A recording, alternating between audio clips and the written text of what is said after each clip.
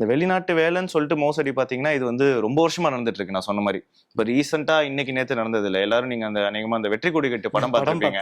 ஆமா, ஆடு ஜீவிதம் ஆடு ஜீவிதம் இப்ப வரைக்கும் பார்த்த வரைக்கும் வந்து இந்த பிரச்சனை வந்து பல வருஷமா லாட் ஆஃப் டிகேட்ஸா இப்ப வந்து இப்ப இல்ல ரொம்ப வருஷமா நடந்துட்டு இருக்க ஒரு விஷயம் தான். அந்த டைம்ல வந்து எப்படி நிறைய பேர் ஏமாத்திட்டு இருந்தாங்களோ அதே மாதிரி இப்பவும் ஏமாத்துற போலி ஏஜென்ட்கள் இருக்கதான் செய்யறாங்க.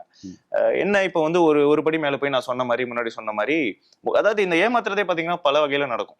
அதாவது இப்போ வெளிநாட்டு வேலைக்கு போகணும்னா அந்த வெளிநாட்டுக்கு வேலைக்கு கூட்டிட்டு போற அந்த ஏஜென்ட்ஸ் வந்து பாத்தீங்கன்னா இந்திய வெளியுறவுத்துறை அமைச்சகத்தால அங்கீகரிக்கப்பட்ட முகவர்களா இருக்கணும், ஏஜென்ட்ஸா இருக்கணும்.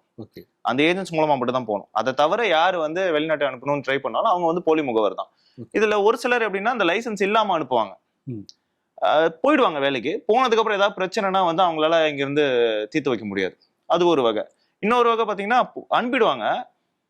அனுப்பிச்சதுக்கு அப்புறம் பாத்தீங்கன்னா இவங்க சொன்ன வேலை ஒன்னா இருக்கும், அங்க பாக்குற வேலை ஒன்னா இருக்கும். நீங்க ஆடு ஜீவிதம்ல பார்த்த மாதிரி இங்க வந்து வேற வேலை சொல்லி அமைச்சிருப்பாங்க, நீ வந்து நல்ல ஏசி இதுல வந்து நீ இருக்கலாம் அப்படிங்கிற மாதிரி. அங்க போனதுக்கு அப்புறம் பாத்தீங்கன்னா அவர் அங்க என்ன ஆனாரு, இந்த ஓட்டக மேய்க்க விட்டுட்டு அது ஒரு கேஸ்.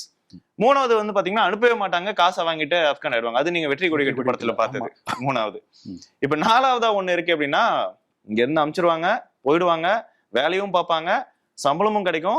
பட் ஆனா வந்து பாத்தீங்கன்னா அங்க அவங்க என்ன வேலை பாக்குறாங்கன்னு பாத்தீங்கன்னா வேற ஒரு ஸ்கேம் ஒர்க்ல ஈடுபடுவாங்க. இது வந்து நாலாவது ஹை ரெட் கேட்டகரி. அதாவது ஒரு 3 நாடுகள்ல இந்த பிரச்சனை இருக்கு. Laos, Cambodia, Myanmar. இந்த நாடுகளுக்கு வந்து டேட்டா என்ட்ரி ஆபரேட்டர், அப்புறம் வந்துட்டு கஸ்டமர் கேர் ஒர்க்கர், அதாவது ஒரு டிகிரி படிச்சவன் இல்ல வந்து கொஞ்சம் இங்கிலீஷ் பேச தெரிஞ்சவங்க வந்து ஒரு சின்ன இன்டர்வியூ மாதிரி ஒண்ணு வைக்கிறது. 50,000 இருந்து 60,000 சம்பளம், அகாமடேஷன் ஃப்ரீ, இது தங்குற இடம் ஃப்ரீ, டிக்கெட் கூட சம்டைம்ஸ் போட்டு கொடுத்துருவாங்க.